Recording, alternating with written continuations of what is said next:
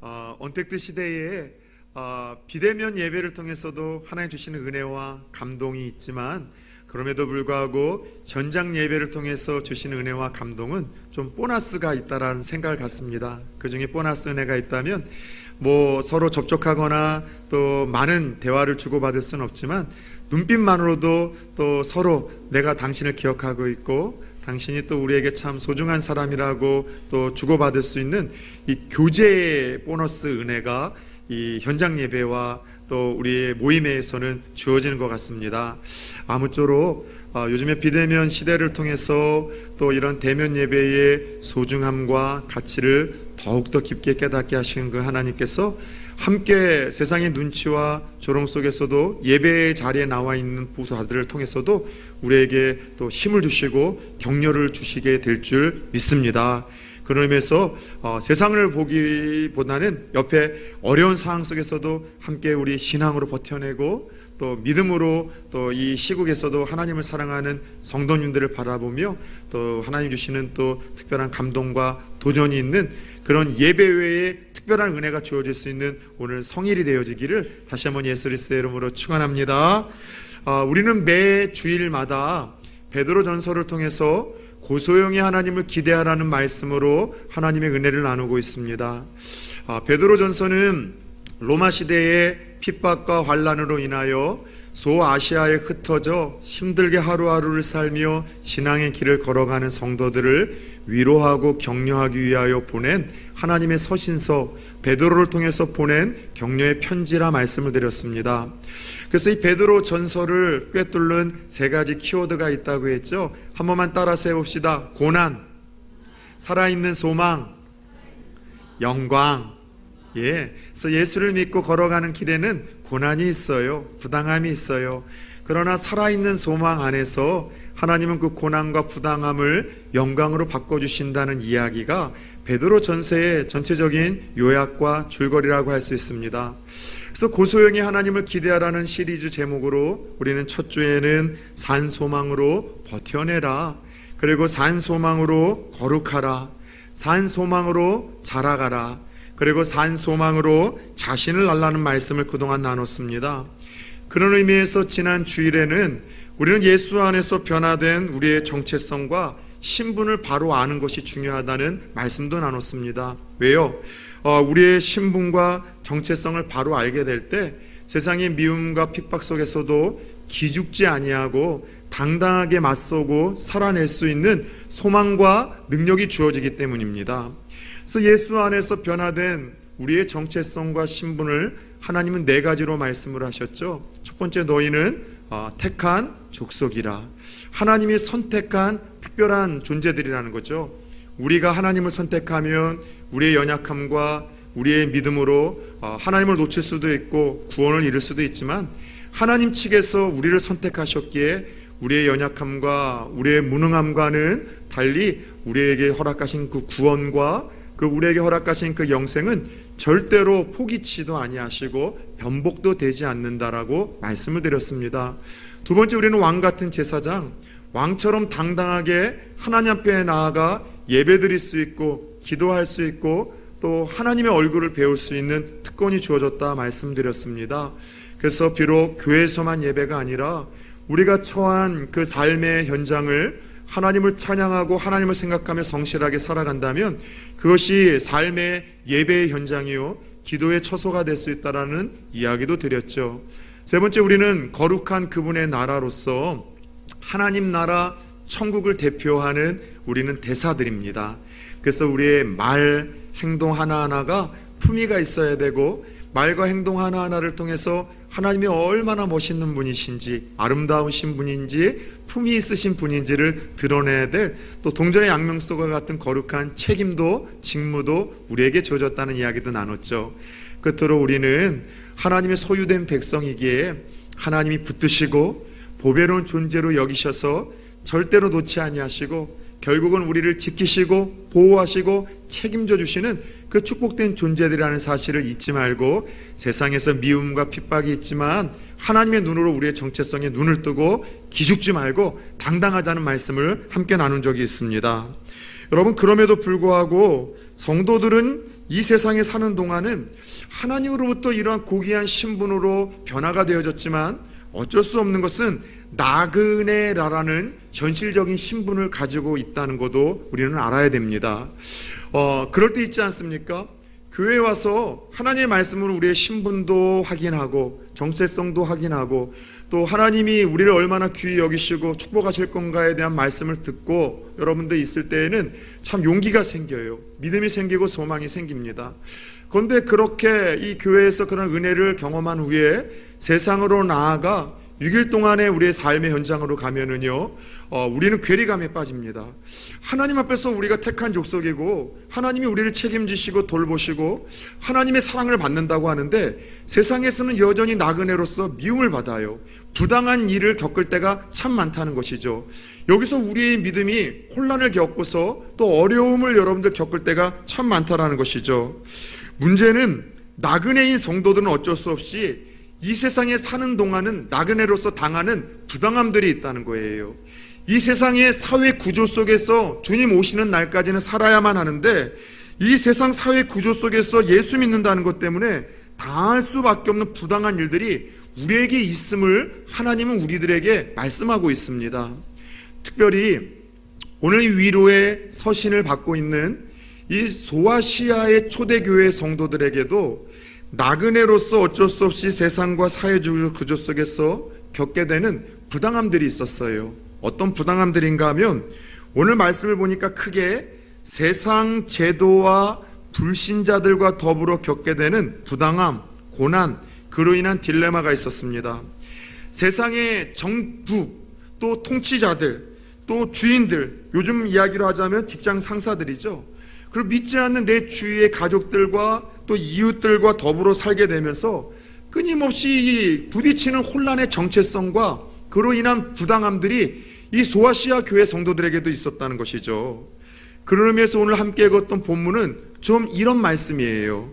성도가 이 세상에서 정부와 지도자와 불신자들과 더불어 살면서 부당한 일을 당하게 될 때 어떻게 대처해야 되는지, 내가 원치 않는 불의한 정부와 권력자들 앞에서 직장 상사들과 믿지 않는 사람들 속에서 내가 어떻게 부당한 일을 당할 때 그들과 타협은 아니되 공존을 할 수 있는지에 대한 하나님의 음성이 오늘 함께 읽은 본문을 통해서 들려지고 있습니다. 그렇다면 나그네라는 신분을 가지고 있는 이 성도들은 이 세상과 사회 구조 속에서 부당한 일을 당할 때 어떻게 공존의 지혜와 기술을 배울 수 있을까요?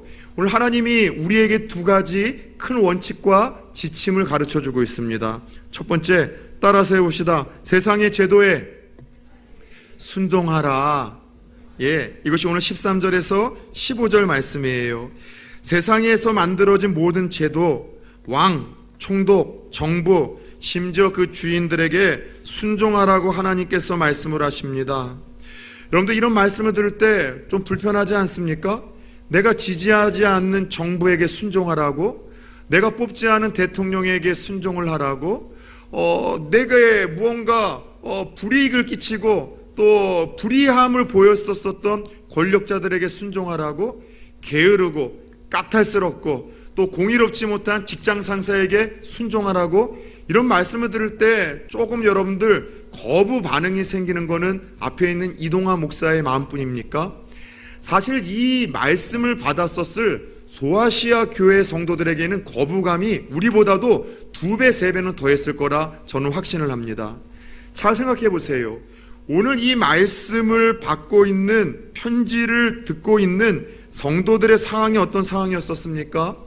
예수 믿는다는 이유 하나로 재산을 다 몰수당하고 심지어 살기 위해서 소아시아라는 곳까지 흩어져 살고 있는 불편함을 겪고 부당함을 겪고 있는 사람들이었었습니다. 당시 이스라엘은 로마가 침략을 해서 정복하고 있었고 이 이스라엘은 로마의 식민지였었어요. 황제는 어떤 일이었습니까? 자기가 로마에 불을 지르고 나서 그 모든 책임 전가를 기독교인들에게 온팍 뒤집어 씌워서 이 기독교인들이 모든 이들에게 미움과 핍박을 받게 하는 일에 이 가담했던 장본인이 로마 황제였었습니다. 이 잘 지방을 다스리라고 파송한 총독들은요 어떻게 했어요? 그리스도인들이라면은요 항상 재판과 어떤 면에서 소송이 있을 때 부당하게 대우를 했었습니다. 당시 주인들은 노예제도가 있었으니 그 종과 노예들을요 짐승처럼 학대를 했어요. 그래서 노예와 나귀는 차이점이 있는데 말을 하냐 못하느냐 이 차이점 외에는 별반 다를 바가 없고, 오히려 나귀의 노동력이 노예보다도 훨씬 더 뛰어나다고 이야기를 하며, 그렇게 여러분 인권이 철저하게 유린당하던 시대가 바로 편지를 받고 있던 이 시대였었어요. 아까도 말씀을 드렸었죠. 이런 상황에서 자기들을 정복한 그 여러분들 정복자 정부 로마에게 순종을 하라고요? 자기들에게 온팡 여러분들 이 로마 화제의 범인이라는 그 누명을 뒤집어 씌운 황제에게 순종을 하라고요? 소송과 재판에서 불이익을 주는 그 여러분 관리들에게 순종을 하라고요? 여러분, 학대를 하는 부당하고 불의한 그 주인들에게, 오늘날로 말하자면 직장 상사에게 순종하라는 이 말씀이 이 성도들에게 어떤 느낌으로 다가왔겠습니까? 저항해라, 대적해라, 그들과 더불어 맞서 싸우라, 이런 말씀이 들려줘야지 속이 시원했을 텐데, 이런 얘기가 들려지니 그들의 마음은 더욱더 힘들었을 거예요. 과연 이런 말씀이 위로의 편지라고 할 수 있을까요? 격려의 편지라고 할 수 있을까요? 실제로 여러분, 기독교 역사를 보면 그런 일들이 많았었습니다. 잘못된 제도와 정부는요, 수단과 방법을 가리지 말고 전복해야 된다는 것이죠. 잘못된 정보, 그리고 정부, 국가, 그리고 통치자들은 수단과 방법을 가리지 말고 저항하고 대항을 해야 된다는 소수의 주장들이 기독교 역사 속에서는 늘 있었습니다. 그리고 실제로 반정부 운동을 무력 투쟁으로 앞장서던 종교 지도자들과 그들을 따르던 성도들이 있었었죠. 예수님 시대만 해도 예수님의 12제자 중에 한 사람은요, 열심당원이었었어요. 그 당시 유대인 테러범이었었어요. 항상 가슴에 칼을 꽂고 다니고 로마의 군사들에게 테러를 하거나 혹은 로마 이 진영에 불을 지름으로 인해서 그것이 이제 하나님의 뜻이고 이 유다 땅을 지배하고 있는 로마를 향한 우리가 할 수 있는 정당한 신앙적인 이것이 저항이고 반항이라고 생각을 하며 그렇게 테러를 하는 일들이 예수님의 12제자 중에도 있었었다는 것이죠. 그런데 성경을 보면 구약서부터 신약까지 성경을 정말로 이 냉철하고 객관적인 자리에서 살펴보면 하나님은 잘못된 제도와 정부는 수단과 방법을 가리지 말고 끌어내려야 된다든가 투쟁해야 된다라든가 또 그들을 물리쳐서 싸워야 된다라는 그런 이 주장에 힘을 실어주시는 적이 없어요. 그런 의견에 하나님은 편드시거나 손을 드는 적이 없다는 것이죠. 오히려 예수님 시대에는 어떤 일이 있었습니까? 로마의 그 정부가 유대를 여러분 지배를 해서 착취를 했었었죠. 세금 강탈을 했었었죠.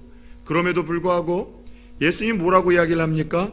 가이사의 것은 가이사에게, 하나님의 것은 하나님의 것이라고 이야기를 하며 그렇게 자기를 지배하고 있는 로마 정부의 그 부당한 정부도 인정을 하며 내야 될 세금은 시민으로서 하며 순종을 해야 된다고 이야기를 하셨어요. 사도 바울은 또 무엇라 이야기를 했습니까? 로마서 13장을 보면 로마서 1장에서 12장까지는 어떻게 우리가 예수를 믿고 구원받을 수 있는지에 대한 이야기를 들려준 후에 이제 12장에서 마지막 16장까지는 예수 믿은 사람들이 이 땅에서 어떻게 국가와 관계를 맺어야 되고 지도자들과 관계를 맺어야 되고 이웃들과 관계를 맺어야 되고 어떻게 우리가 화평하게 살아가야 되는지에 대한 구체적인 이야기를 들려주며 13장 1절에서 3절에서는 어떻게 국가의 정부와 기관과 예수 믿는 사람들이 관계를 맺어야 되는지에 대해서 다음과 같이 명확하게 들려줍니다. 13장 1절을 한번 띄워주시겠어요? 같이 한번 읽어보겠습니다. 각 사람은 위에 있는 권세들에게 복종하라. 권세는 하나님으로부터 나지 않음이 없나니 모든 권세는 다 하나님께서 정하신 바라. 아멘. 모든 권세, 의롭고 공의롭고 또 정당한 그 권세만이 아니라 어떤 권세에도요, 모든 권세에 순종할 것을 하나님께서 말씀을 하셨어요. 궁금한 것은 그거죠. 세상에는 부당한 정부가 많은데 우리가 볼 때는 공의롭거나 정의롭지 못한 지도자들과 통치자가 많은데 직장 상사들 중에는 까다롭고 그리고 성실하지 못한 사람들이 많은데 그들에게 왜 주님은 순종하라는 이런 일관성 있는 메시지를 우리들에게 불편하게 들려주는 걸까요? 13절의 말씀을 보면 따라서 해봅시다. 주를 위하여 순종하라. 무엇으로 해서 순종하래요? 주를 위하여. 우리가 순종해야 되는 이유는 정부가 완벽해서가 아니에요. 또 그리고 통치자들이 우리 마음에 들어서가 아닙니다. 회사의 제도가 좋아서도 아니고 직장 상사가 괜찮은 사람이 있어서도 아니고 다른 것이 아니라 주님을 위해서 순종해야 된다라고 말씀을 하십니다. 이게 무슨 뜻일까요? 주님의 뜻이 있기 때문에 그 뜻을 따라서 주님의 영광을 위해서, 다른 말로 하자면 주 안에서 순종하는 것이 옳다라는 아주 중요한 원리를 우리들에게 제시하고 있는 거예요. 자, 먼저 우리가 주를 위해서 순종해야 될 이유는요, 하나님의 뜻이 우리가 원치 않는 정부와 통치자를 통해서도 허용이 됐기 때문이에요. 이게 무슨 말인가 하면 우리가 원치 않는 지도자, 통치자, 또 직장에서 우리가 만나는 그 모든 직장 상사, 그 모든 만남을 허락하시고 세우신 분이 하나님이시라는 일관성 있는 이야기를 들려주세요. 그런데 중요한 것은 하나님이 내가 뽑지 않은 지도자, 내가 원하지 않고 까탈스럽게 생각하는 직장 상사, 그리고 내가 너무나 반감을 갖게 되는 그 정부를 세웠다라고 인정을 하셨는데, 중요한 거는 세운 목적이 분명합니다. 잘 말씀을 보세요. 14절입니다. 악행하는 자들은 징벌을 하고 선행하는 자들은 포상하기 위해서라는 거예요. 하나님의 어떤 정부와 기관과 제도를 세우신 것은 다른 것 아니에요. 그 국민들에게 평안함을 주기 위해서, 안전함을 주기 위해서, 그리고 자유함을 주기 위해서, 더 나아가 정의와 공의가 질서 가운데 세워지는 이 기능을 하라고 하나님이 세우신 겁니다. 그런데 만약 어떤 지도자가, 정부와 어떤 기관이 어떠한 잘하는 사람들은 여러분들 내 편이 아닐 때 그들에게 여러분들 무언가 이렇게 차별을 하고, 못하는 사람이고 분명히 범법을 저질렀어도 내 편이라는 이유 때문에 감춰주고 그걸 끌어안아 주려고 한다면, 그리고 더 나아가 모든 시민들과 다수가 안전해야 되고 자유로워야 되는데 그거에 대해서 무언가 다른 결을 갖고 있거나 그런 제도를 펼치고 있다면 그건 하나님이 정부와 지도자와 그 기관을 세운 그 기능을 상실하고 있다는 거예요. 하나님의 뜻과는 조금 다른 길로 걸어가고 있는 잘못된 제도와 그런 기관과 여러분 그런 어떠한 지금 조직이 되고 있다는 것이죠. 잘 들으셔야 돼요. 세우신 분이 하나님이십니다. 왜 세우셨어요? 악행을 징벌하고 선행을 포상하기 위해서, 보호하고 자유를 주고 공의와 정의가 하수처럼 흘러가는 일들을 질서 있게 좀 너희들이 하라고 하나님이 그 제도를 세우시고, 나라의 지도자들을 세우시고, 직장의 상사라는 조직을 하나님이 허용을 하셨다는 것입니다. 두 번째, 왜 우리가 주를 위해서 순종해야 되는가? 그래야지만 어리석은 자들의 무식한 말을 막을 수 있다고 주님이 15절에서 이야기를 합니다. 자, 내가 원하지 않는 정부, 그리고 내가 뽑지 않은 지도자, 또 나와 무언가 맞지 않는 까다로운 직장 상사를 보면은요, 우리는 예수 믿는 사람들임에도 불구하고 먼저 반감이 생겨요. 다 시시콜콜 다 싫어요. 마음에 안 드는 거예요. 목사인 저도 그럴 때가 많아요. 그럼에도 불구하고 그들이 여러분들 하나님이 세우신 목적대로 시민의 안전을 지키기 위해서 힘쓰고, 모두의 평화를 지키기 위해서 힘쓰고, 더 나아가 정말로 이 징벌 선악을 잘 이루는 공명정대한 일들을 하고 있다라면 여러분 그들과 협치를 해야 된다는 거예요. 순종해야 된다는 거예요. 그래야지만 어리석은 사람들, 악인들과 불신자들이 무식한 말을 안 한대요. 기독교인들은 반국가적인 사람들이야. 기독교인들, 예수 믿는 사람들은 나라의 전복을 시도하는 사람들이야. 예수 믿는 사람들은 사회의 악이라라는 무식한 말, 비난과 모함을 그래야지만 막을 수 있다라는 실제적인 이야기를 우리들에게 들려주고 있어요. 잘 들으십시오. 물론 정부가, 그리고 어떤 규제가, 제도가 성경과 반대되는 것을 명령한다면 우리는 거절해야 됩니다. 저항해야 됩니다. 누구처럼요? 다니엘이 그랬잖아요. 다니엘은요, 하나님 앞에서 잘못된 명령, 우상 숭배와 그들이 하나님 앞에서 해야 될 그 거룩한 것을 훼손시키는 국가의 명령에 그는 거절했습니다. 저항했습니다. 그러나 그는 돌 던지지 않았어요. 투쟁하지 않았습니다. 신앙적으로 금식기도 하고 신앙적으로 죽을 각오로 자기의 믿음의 길을 걸어가면서 그는 온전하게 저항을 했습니다. 혹시 여러분들 제도가 성경과 반대된다고 생각을 하며 다니엘처럼 거절해야 되고 저항해야 된다고 하는데 돌 들고 나아갑니까? 강목을 들고 나아갑니까? 테러를 하려고 합니까? 무언가 법과 질서와 원칙을 깨려고 합니까? 절대로 성경적이지 않습니다. 죽을 각오로 나아갔었던 다니엘도 온건하게 나아갔습니다. 신앙적으로 저항하고 항의했었습니다. 여러분들 무언가 나와 다른 결의 여러분 잘못된 그러한 이 지침이나 규례나 혹은 어떤 그 제도가 있었을 때 여러분 저항하십시오. 거절하십시오. 그러나 세상적인 물리적인 투항이나 물리적인 여러분 투쟁이 돼서는 안 된다는 것이죠. 따라서 해봅시다. 신앙적으로 저항하라. 가장 좋은 것은 기도예요. 다니엘은 금식했습니다. 죽을 각오로 맞서겠다고요? 금식 기도하세요. 그리고 여러분들 잘하는 거에 대해서는 인정하셔야죠. 공감하셔야죠. 협치를 하셔야죠. 나라가 한때 여러분들이 코로나로 인해서 모든 국민들의 안전과 재산과 생명에 위협을 당할 때 교회에 여러분 협치를 부탁했습니다. 나라의 안전을 위해서 모든 이들의 자유를 위해서 생명을 위해서 함께 해달라고. 그러나 여러분 정말로 그 정치 이념과 진영이 나와 다르다는 것 때문에 무조건 정부 그리고 통치자들 향한 반감을 가지고서 반대를 해오던 이들이 저는 교회 안에도 있을 수 있다는 생각을 갖습니다. 이거는 옳은 것은 아니에요. 잘못된 것에 의해서는 우리가 기도도 하고 항의도 하고 무언가 잘못됐다는 것에 대해서 여러 채널로 인하여 표시를 해야 되지만 반감을 가지고 무조건 반대를 하거나 그리고 그것이 무조건 여러분 교회 탄압을 한다든가 종교 탄압을 한다는 방식으로 접근을 하는 것은 하나님의 뜻은 아니라는 것입니다. 나의 정치 이념과 진영을 따라 무조건 정부와 통치자들 향해 반감 가져서는 안 됩니다. 혹시 이 말을 하면 이동화 목사가 지금의 정부를 지지해서 저런 발언을 하는가? 아닙니다. 저는 여러분들 보수자입니다. 그러나 제 정치 색깔은 비치지 않았지만 정치 신념과 이념은 있지만 더 우리가 붙들어야 될 것은 그 너머의 선제 조건. 따라서 해봅시다. 하나님의 말씀, 성경 말씀인지 믿으시기 바랍니다.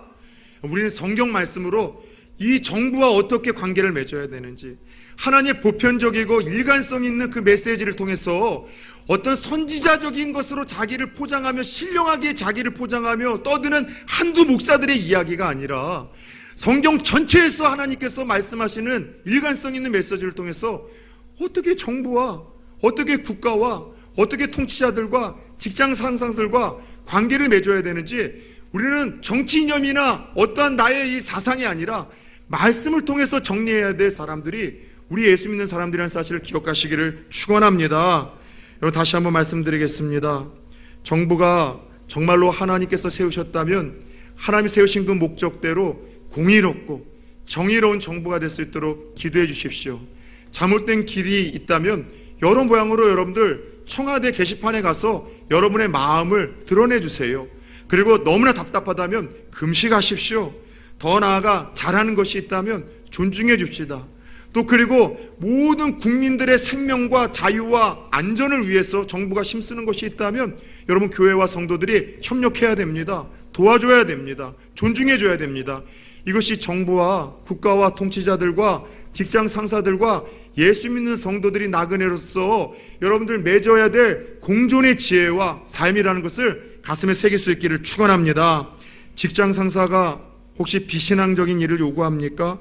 단호하게 거절하십시오. 타협해서는 안 됩니다. 그들이 공존하자는 것은 대부분 그런 것 아닙니까? 함께 술 마시자. 술을 마셔야지만 함께 공존을 한다는 거예요. 함께 안 좋은 일이 생기기 전에 우리가 고사를 지내자, 제사를 지내자. 그래서 우리가 하나라는 것을 확인하고 공존하자는 거죠. 더 나아가 접대 문화를 함께 하고 여러 모양으로 좋은 게 좋은 거라는 식으로 관행으로 넘어가자고 이야기를 하며 부당한 것에 함께 하자라고 여러분들 속삭일 때 타협하지 마십시오. 타협과 공존은 여러분 분리가 되고 여러분 분별을 할 수 있어야 됩니다. 우리는 술 마실 수 없고 고사 지낼 수 없고 접대할 수 없지만은 그러나 따라서 해봅시다. 밥 잘 사주는 직원 되라. 우리는 대신 밥 잘 사주면서 그들과 여러분 공존할 수 있는 거예요.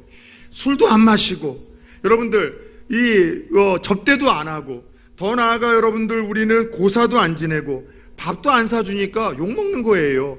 그거 안 하더라도 밥 잘 사줘 보십시오. 잘 섬겨 보십시오. 일 잘해 보십시오. 탁월하게 능력을 보여주십시오. 성실하게 조금 더 일찍 출근하고 늦게 퇴근해 보십시오. 여러분, 밥 잘 사주는 직원 되어지고, 일 잘하는 직원 되어지고, 정직한 직원 되어지고, 일찍 출근하는 여러분 성실한 직원 되어지면은 술 안 마시고 고사 안 지내고 접대 안 해도 여러분 세상과 얼마든지 공존할 수 있다는 사실을 깨닫기를 축원합니다. 따라서 우리 안에 뭔가 정부, 그리고 통치자, 그리고 어떤 리더라고 하는 직장 상사에 대한 그런 반감이 본능적으로 치솟고 있다면 무조건 반감을 갖지 말고 그들이 하나님이 허용하신 사람들이라는 생각 속에서 하나님께서 세우신 그 목적과 기능을 상실하면 하나님이 심판하실 거예요. 하나님의 때에 하나님의 방법으로 어떻게 해서라도 여러분 무너뜨리실 것은 무너뜨리시고 바로잡을 것은 역사의 주인 되신 하나님이 바로잡으실 줄 믿습니다. 그 믿음 가지고 우리는 기도하는 거예요. 그리고 모든 이들의 생명과 안정과 상생을 위해서 정부가 잘하고 있는 것이 있다면 내가 지지하지 않는 정부, 뽑지 않은 지도자라 할지라도 우리는 함께 협치를 해야 되고 도와야 되고 순종해야 되는 것, 이것이 흩어진 나그네로서 이 세상에 두 발을 딛고 살아가는 우리들이 세상과 정부와 제도와의 관계에서 아름답게 맺어야 될 공존의 삶이라고 하나님이 말씀을 하십니다. 두 번째, 우리가 믿지 않는 세상 사람들을 통해서 부당한 일을 당할 때 하나님은 우리에게 말씀하시는 공존의 삶은 따라서 해봅시다. 참고 견디고 선을 베풀라. 이것이 오늘 19절에서 20절까지의 말씀이에요. 이 땅에서 또 우리가 부당한 일을 당할 수밖에 없는 상황은 믿지 않는 세상 사람들을 통해서이죠. 세상 사람들은 우리가 마음에 안 듭니다. 우리가 그냥 꼴 사온 거예요. 세상 사람들은 그냥 태생 자체가 우리와 물과 기름처럼 섞일 수가 없어요. 고양이와 개처럼 세상 사람들과 예수 믿는 사람들은요, 끊임없이 여러분들 무언가 부딪힐 수밖에 없고 영적인 마찰을 일으킬 수밖에 없습니다. 그런데 그렇게 세상 사람들로 인하여 영적인 마찰 가운데 부당한 일을 당할 때 우리가 취할 것은 보복을 하거나 우리가 대항을 하는 것이 아니라 예수님의 방식대로 참고 견디는 것, 선을 베푸는 것, 우리에게 다소 불편할 수 있는 말씀들을 우리들에게 좀 던져주고 있어요. 그런데 잘 보세요. 고난도 두 가지 고난이 있어요. 예수님 때문에, 신앙 때문에 당하는 고난이 있고 자신의 부도덕 때문에 당하는 고난이 있어요. 인격이 부족하고 말을 함부로 하고 삶이 여러분 아름답지 못해서 다른 사람들에게 외면을 당하거나 무시를 당하거나 다른 사람들에게 고난당하는 거, 그것은 여러분 신앙적인 고난 아닙니다. 그런 고난은 어리석은 고난이래요. 하나님께서 의미 없는 고난이라고 이야기를 합니다. 예배 막 강행을 해요. 그리고 여러분 막 코로나 확진자가 생겨요. 그러면서도 막 이 교회를 향한 이 세상의 정부의 탄압과 핍박이라고 이야기하는 거, 여러분 이것은요 미련한 거예요. 하나님 보실 때도 이건 아름답지 못한 거예요. 여러분 잘 들으셔야 돼요. 하나님이 보시는 아름다운 고난이 있어요. 그건 뭐냐면 신앙 때문에 당하는 고난이에요. 믿음 때문에 당하는 고난이에요. 예수님 때문에 당하는 부당한 일인데 여러분 그런 것은 하나님 보시기에 아름다워요. 그런데 더 나아가 그런 고난 속에서 참고 견디면 하나님이 보실 때 더더욱 아름다운 일이라고 우리에게 말씀을 하고 있습니다. 여러분들, 신앙으로 인해 주어진 고난을 예수님 생각하고 예수님처럼 참고 견디어내면은 하나님의 악인들의 입을 막으세요. 야, 내가 이렇게 하는데도 네가 참고 견디고 묵묵하게 나에게 선을 베푸는 것을 보아 너는 정말 하나님의 사람이라고 이야기를 하고 우리를 통해서 하나님을 보게 됩니다. 여러분, 사울왕이 그러지 않았어요? 끝까지 다윗을 시기하고 질투해서 죽이려고 할 때마다 이 하나님의 은혜로 다윗은 그때마다 그 위기를 모면했습니다. 그리고 오히려 이게 다윗에게 사울을 죽일 수 있는 기회가 한 2차례 주어졌는데 이 다윗은 사울을 죽이지 않았어요. 하나님의 뜻이 아니기에, 보복하는 것이 주의 뜻이 아니기에. 그리고 뒤늦게 그 사실을 알게 되었을 때 사울왕이 어떻게 반응을 합니까? 오히려 축복을 하죠. 다윗아, 너야말로 하나님의 사람이고 나를 위해 하나님께서 보내신 사람이고 내 다음에 나를 무너뜨리시고 하나님이 이스라엘 백성들을 왕으로 세울 사람인 것을 내가 아노라 인정을 하며 축복을 하기 시작했어요. 여러분, 그래요. 우리가 참고 견뎌내면은요, 세상 사람들은 우리를 향한 여러분들 입을 막아요. 그리고 아름다운 열매를 하나님은 그들에게 맺게 하십니다. 부당함을 겪을 때 두 종류의 크리스찬이 있어요. 무협지 크리스찬이 있고 성경적 크리스찬이 있습니다. 여러분, 무협 영화 보셨죠? 대부분 스토리가 80~90%는 다 복수의 스토리 아닙니까? 어렸을 때 자기 부모님이 원수들의 손에 의해서 처참하게 살해당해요. 간신히 살아난 그 아들이 이 스승을 만나서 열심히 무술을 연마하죠. 어느 정도 이제 내공이 쌓이고 실력이 쌓이면 하산하라 해서 보따리 하나 짐지고 하산하면 누굴 찾아가요? 어렸을 때 자기 부모님을 죽였던 철천지 원수를 찾아가서 이 보복을 하고 끝나는 것이 대부분 무협지의 여러분 스토리 아닙니까? 그런데 성도들 중에도 그런 분들이 있어요. 누구에게 부당한 일을 당하면은요, 그거를 가지고서 보복의 날만 꿈꾸는 거예요. 내가 지금 힘이 없어서 그렇지 나이만 들어봐라. 아내분들이 많이 그런다면서요. 나이만 들어봐라 당신. 에? 그리고 내가 힘만 있으면 기회만 되면은 내가 당한 모욕만큼 똑같이 보복해 주리라. 당신을 비참하게 만들리라. 이런 생각을 가지고 살아가는 이들이 그리스도인들 중에도 얼마나 많냐는 거죠. 잘 들으셔야 돼요. 그런 마음 가지고, 용서하는 마음 가지고 살지 못하면은요, 하나님께서 여러분들 우리가 건강치 못하는 것 때문에 염려를 하셔서 용서하고 사랑하고 그렇게 원수 갚지 말라고 하신 거예요. 그런 마음을 계속해서 미워하는 마음을 갖게 되면은요, 보복하려는 마음을 갖게 되면 우리의 심령만이 아니라 몸이 다쳐요. 그래서 세포가 여러분 죽어서 그걸로 인해서 여러분 큰 병에 걸릴 수 있다는 것을 여러분이 기억하셔야 돼요. 또 하나의 신앙적인 유형은 바로 성경적 크리스찬이에요. 부당한 일을 당하고 누군가를 통해서 모욕을 당하고 조롱을 당했지만 예수님을 바라보고 십자가에서 달리신 예수님 생각하며 참고 견뎌내는 거죠. 그리고 선을 베푸는 거예요. 사실 예수님이 그랬잖아요. 오늘 함께 읽은 본문 21절에서 25절을 보면 예수님이 그런 조롱과 모욕 가운데 십자가에서 부당한 고통을 당하는 가운데에도 그분이 욕을 하시거나 대항을 하시거나 그분이 무언가 맞서지 않으셨음을 우리들에게 설명을 하고 있어요. 예수님 죄가 없으셨잖아요. 그 죄가 없으신 분을 부당하게 끌고 들어가 여러분 조롱하고 모욕하고 십자가에 못 박아 죽였습니다. 힘이 없으신 굴복이었었습니까? 예수님은 자신을 잡으러 온 그 로마 군사들의 한 종의 귀를 누군가가 떨어뜨렸을 때 그 귀를 붙여주시며 자기 제자에게 말씀하셨어요. 내가 지금 천사들에게 명하면 12영이 내려와서 나를 보호할 수 있고 이들을 진멸할 수 있을 만큼 나는 권세가 있다라는 거예요. 12영이라는 것은 로마 군단을 여러분 호칭 이야기를 하는 그 숫자인데 한 영이 6,000명입니다. 그러니까 12영이라는 것은 예수님이 72,000의 천사를 불러올 수 있을 만큼 권세가 있으셨던 분이심에도 지금 이게 굴욕이 아니라 스스로 주님께서는 지금 여러분들 맞서지 않으셨다는 거예요. 동원할 수 있는 분이었었지만 십자가에서의 부당한 그 조롱, 모욕, 고난 참고 견디시고 용서하셨습니다. 결국 십자가에서 죽으심으로 우리에게 여러분 영원한 구원의 길과 생명의 길을 열어주셨다는 것이죠. 그리고 그 주님께서는 너희들도 이처럼 똑같이 부당한 일을 나를 믿고 따르면 이 세상에서 경험하게 될 것이고 주어질 것이다. 억울하고 고난당하는 일이 있을 텐데 그때마다 따라서 해봅시다. 십자가에 달려 참고 견딘 나를 바라보라. 예, 십자가에서 참고 견딘 나를 바라봄으로 너희들이 악을 선으로 이기라고 말씀하시는 거예요. 그것이 21절의 말씀이에요. 이를 위하여 너희가 부르심을 받았으니 그리스도도 너희를 위하여 고난을 받으사 너희에게 본을 끼쳐, 어떤 본을 끼쳤어요?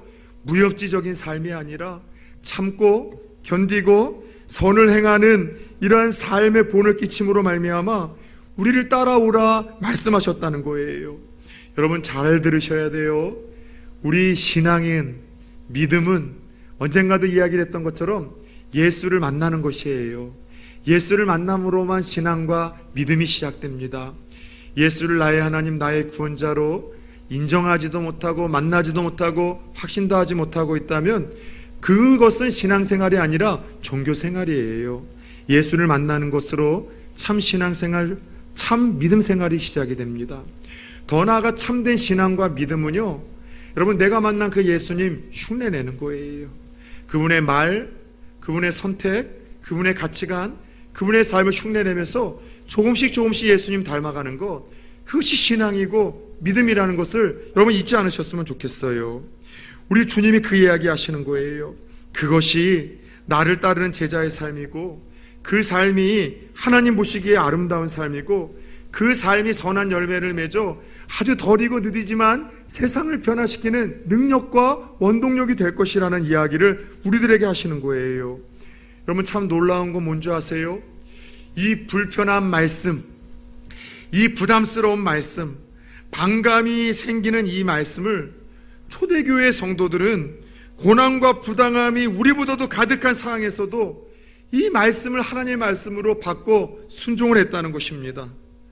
부당한 일을 가하는 로마 정부, 통치자들, 황제, 자신의 주인들을 향해서 폭동을 일으키지 아니하고 참고 견디고 사랑으로 실천과 순종을 이뤄나갔습니다. 왜요? 주님이 그러셨기에, 주님의 십자가를 생각하며 주님이 그러셨던 것처럼 그 십자가에서 죽으신 주님을 생각하며 참고 견뎌냈고 사랑과 희생으로 선행을 실천했어요. 결국 놀라운 일들이 벌어졌죠. 로마의 귀족들이 변화되기 시작했습니다. 자기 노예들을 자기의 아들들과 결혼을 시키기 시작을 합니다. 로마의 왕족들이 변화가 되기 시작합니다. 그 소수의 크리스천들을 통해서 결국 기독교를 핍박하던 로마는 313년경에 콘스탄틴 대제를 통해서 기독교를 국교로 받아들이죠. 콘스탄틴 대제의 그 어머니도 크리스찬이었는데 그 어머니는 자기가 부리던 그 크리스찬 노예의 삶을 바라보며 예수를 믿기 시작을 했고, 그 영향이 아들 황제에게도 가게 되었고, 결국 하나님의 신적 계시로 인하여 놀라운 싸움에서 대승을 한 후에 그가 하나님을 선포하는 그 국교로 이 기독교를 로마 가운데 선포하게 되어집니다. 여러분, 그래요. 고난 가운데 참고 견디면, 선을 행하면 세상은 우리를 통해서 예수님을 보게 될 것입니다. 세상은 우리를 통해서 하나님을 보게 될 것입니다. 그리고 진정 선으로 악을 이기는 그 기쁨과 능력이 무엇인지를 하나님이 우리들에게 경험케 하실 것입니다. 모르겠어요. 저도 군대에 가기 전에 이런 경험을 한번 한 적이 있습니다. 군대 가기 전에 휴학을 해놓고 한 4개월, 5개월 정도 제가 아르바이트를 좀 했었어요. 어떤 일을 했는가 하면 좀 돈을 빡세게 좀 벌어서 조금 한 달 동안은 여행을 좀 가려고 조금 험한 일에 뛰어들었어요. 공장에 좀 갔습니다. 그래서 어떤 일을 했는가 하면 큰 통에다가 신나를 이제 여러 통 이제 깡통으로 큰 거를 따서 이제 붓고, 그리고 또 이제 페인트를 넣고서 이제 용접을 한 철들이 오면은 그거를 다 담갔다가 이제 빼가지고서 그래서 이제 걸고, 그게 이제 마르면은 이제 철로 밴딩을 해서, 제가 지게차 운전도 잘해요. 이래봬도요. 지게차로 떠가지고서 큰 트럭에다 이제 실는 일들을 했었어요. 하루 그 당시 7, 8년 전에 5만 5천 원씩 받았는데 진짜 적은 돈 아니잖아요. 돈 버는 재미가 쏠쏠하더라고요. 그래서 저는 그때 보면서 왜 돈 버는 것이 어렵지? 조금 편하고 시원하고 깨끗한 일만 하려고 해서 그렇지, 조금 험한 일을 하면 얼마든지 벌 수가 있겠더라고요. 그런데 그때 일도 힘들고 그런 것도 있었지만 그런 건 다 괜찮았어요. 근데 정말 일하는 4개월 동안 힘든 게 있는데 사람 때문에 힘들었었어요. 사장님이 제가 예수 믿는다는 것 때문에 저희 교회 집사님이셨는데 군대 가기 전에 저를 이제 낙하산처럼 자기 공장으로 데리고 오신 거죠. 그런데 가장 그 넘버 2였었던 공장장님이 세상에 저를 이상하게도 초반서부터 좀 냉대하시는 거예요. 인사도 좀 안 받고 뭔가 자꾸 까칠하게 저만 좀 부당하게 일을 많이 시키는 것 같고, 그리고 심지어 조금 모두가 안 하려고 하는 좀 위험한 일을 자꾸 시키는 거예요. 제일 위험한 일이 프레스기로 이제 철을 자르는 일인데, 그게 자칫 잘못하면 이제 손이 들어가서 손가락이나 이제 팔이 절단되는 일이 있어서 이제 숙련된 이 직원들도 안 하려고 하는데 자꾸 저한테 그 일을 시키는 거예요, 의도적으로. 그게 하루하루 너무너무 힘든 거예요. 그래서 정말 그만둘까 싶다가도 그분이 제가 예수 믿는다는 걸 알기 때문에 제가 더 열심히 했습니다. 근데 조금 잘해주면 좋으련만 그 후로도 계속해서 까칠하게 대하고 자꾸 저만 부당하게 대하고 위험한 일 시키고, 심지어 밥 먹을 때에는요 얼마나 이분이 악한지 기독교나 교회에 대해서 안 좋은 기사가 나오면은요 그거를 가위로 잘라서 스크립을 해와요. 그리고 저한테 보여줘요. 야, 너 이래도 예수를 믿냐? 이래도 앞으로 목사 될 거냐? 끊임없이 저를 막 불편하게 만들고 비웃음과 조롱거리로 만드는 거예요.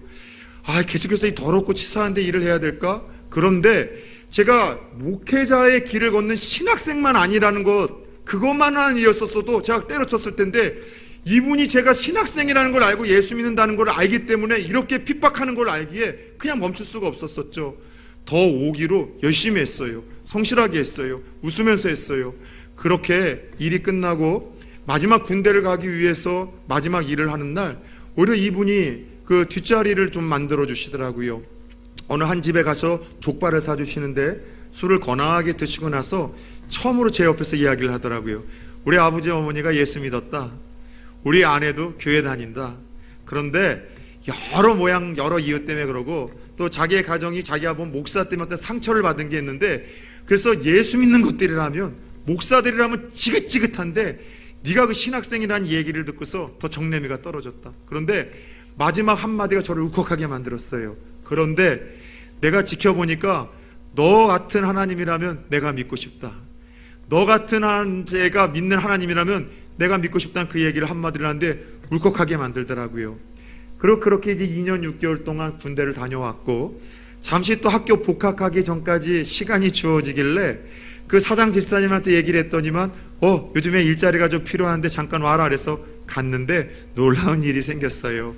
저를 그렇게 조롱하고 핍박하고 세상에 부당하게 대해서 손가락자리 쓰는 그 위험한 일을 어린 저에게 시키던 그 여러분 공장장님이 여러분 예수를 믿게 되었다는 것 아니겠습니까? 할렐루야. 여러분, 제 이야기를 해서 죄송합니다. 물론 그 어머니 아버님이 아들을 위해서 평생 기도한 것에 대한 하나님이 생명의 열매를 맺어주신 걸 테고, 아내가 기도한 것에 대해서 하나님 응답해 주신 거겠지만, 그러나 그분의 마음속에 마음의 문이 열릴 때 그 6개월 동안 조롱과 핍박과 그리고 부당한 일에도 불구하고 계속해서 맞서기보다는 오히려 해맑은 모습으로 정말 내가 믿는 예수님이 이렇게 좋은 분이시라는 걸 보여주며 더 성실하게 살아갔었던 제 모습을 통해서도 하나님이 그 문을 조금 열어주셨다라는 저는 확신이 있고 감동이 있습니다. 사랑하는 여러분, 고난 가운데 맞서고 대항하고 복수하고 우리가 투쟁을 하면은요 하나님의 의를 이루지 못해요. 하나님의 뜻을 이루지 못합니다. 우리는 부당한 일을 당할 수밖에 없는 정체성을 가지고 사는 나그네들이라는 사실을 인정합시다. 그 가운데 우리가 해야 될 것은 참고 견디고 선을 행함으로 악을 이기는 거예요. 그럴 때 세상은 저와 여러분을 통해서 예수를 보게 될 것이요, 저와 여러분들 통해서 맺어지는 아름다운 열매가 무엇인지를 하나님이 보여주실 것이요, 저와 여러분이 속한 세상이 저와 여러분들 통해서 변화되어지는 은혜를 경험케 하실 줄 믿습니다. 오늘 주신 말씀처럼 세상의 부당한 제도, 부당한 통치자들, 또 불신자들, 부당한 상사들과 함께 살 때 우리는 어떻게 공존의 능력과 삶을 가져야 될까요? 하나님의 주권을 인정합시다. 모든 것을 공의로 심판하시는 하나님께 맡기고 우리는 주님을 위하여, 주님의 영광을 위하여 순종하며 공존합시다. 혹시 신앙 때문에 당하는 부당함이 있습니까? 기쁘게 여기세요. 이해할 수 없는 고난이 있습니까? 여러분, 그 속에서도 하나님의 선한 뜻이 있다는 것을 잊지 마십시오. 고난 속에서도 십자가에 달려 참으신 주님 기억하고 생각하고 참고 견디어 선을 베풉시다. 자살하지 마세요. 여러분, 신앙을 포기하지 마세요. 믿음을 포기하지 마세요. 삶을 포기하지 마세요. 그럴 때 하나님께서 저와 여러분들 통해서 또 주위 사람들이 주 앞에 돌아오고 세상이 변화되어지는 역사를 우리에게도 경험케 하실 줄 믿습니다.